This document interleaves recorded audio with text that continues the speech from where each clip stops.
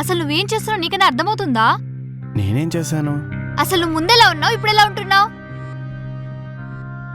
ముందెలా ఉన్నానో ఇప్పుడు అలానే ఉన్నా కదా. కాదు, మన ఇద్దరం లివింగ్ లో ఉన్నప్పుడు నన్ను చాలా బాగా చూసుకునేవాడివి. కానీ ఇప్పుడు నన్ను కనీసం దేకని కూడా దేకట్లేదు.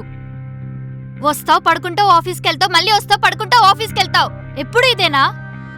అరే, ఇంట్లో ఒక వైఫ్ ఉంది, దాంతో కాసేపు టైం స్పెండ్ చేద్దాం అని లేదా నీకు? అది కాదు బృంద, ఆఫీస్లో కొంచెం వర్క్ ఎక్కువ ఉంది. సో అయితే ఏంటి? నాకు ఇంట్లో బోల్డ్ అంత పనుంది, అయినా అన్ని త్వరగా కంప్లీట్ చేసుకోని కోసం వెయిట్ చేయట్లేదా? ప్రేమ ఉంటే ఆటోమేటిక్గా టైం ఉంటుందండి. అది కాదు బృంద. వద్దండి, మీరు ఇంకా నాకు కహానీలు చెప్పకండి, వినే ఓపిక నాకు లేదు. అయినా మీ అబ్బాయిలకి పెళ్లికి ముందుండే ప్రేమ పెళ్ళైన తర్వాత ఉండదు కదా, ఎందుకంటే మేము బోర్ కొట్టేస్తాం కదా.